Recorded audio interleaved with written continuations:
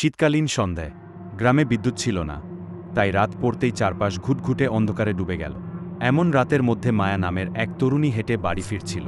কাজ থেকে ফিরতে দেরি হয়ে গিয়েছিল, আর চাঁদের আলো ছাড়া পথ দেখানোর আর কিছু ছিল না। মায়ের বাড়ি গ্রামের শেষ প্রান্ত, যেতে হয় একটা ছোট্ট জঙ্গল পেরিয়ে। দিনেও জঙ্গলের ভেতর দিয়ে হাঁটা ভয়ের কারণ ছিল, আর এই অন্ধকার রাতে সেটা আরও ভয়ঙ্কর। পথে হঠাৎ মায়া শুনতে পেল পেছনে কারো হাঁটার শব্দ। সে থেমে দাঁড়াল। চারপাশ নির্বোধ, কেবল বাতাসের শো শো শব্দ। হয়তো মনের ভুল ভেবে আবার হাঁটা শুরু করল, কিন্তু এবার শব্দটা আরও কাছে আসছে মনে হল। ভয়ে ঘাট ঘুরিয়ে তাকালো মায়। পেছনে কিছুই নেই। তার শ্বাস দ্রুত হয়ে উঠল। সে গতি বাড়িয়ে হাঁটতে লাগল, কিন্তু শব্দগুলো যেন তাকে তাড়া করে আসছে।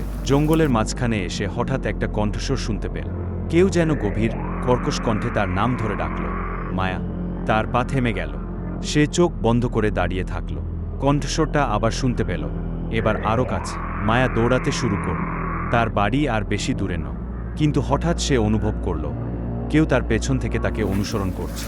পা ভারী হয়ে আসছিল, কিন্তু সে থামল না। বাড়ির দরজায় পৌঁছে সে ধাক্কা দিয়ে দরজা খুলল এবং ঢুকে দরজা বন্ধ করে দিল। ভিতরে এসে হাঁপাতে হাঁপাতে তার মাকে জিজ্ঞাসা করল, মা, তুমি কি আমাকে ডাকছিলে? তার মা ঘুম থেকে উঠে বিস্মিত হয়ে বলল, নাথ, আমি তো কখনো ডাকিনি। মায়া দরজার কাছে গিয়ে বাইরে তাকাল। জঙ্গলের দিকে অন্ধকারে কিছুই দেখা যাচ্ছে না, কিন্তু হঠাৎ বাড়ির বাইরে থেকে সেই কণ্ঠস্বর আবার শুনতে পেল, মায়া, তুমি পালাতে পারবে না। সেই রাতের পর থেকে মায়া আর কখনো রাতে একা বাড়ি ফিরতে সাহস করেন।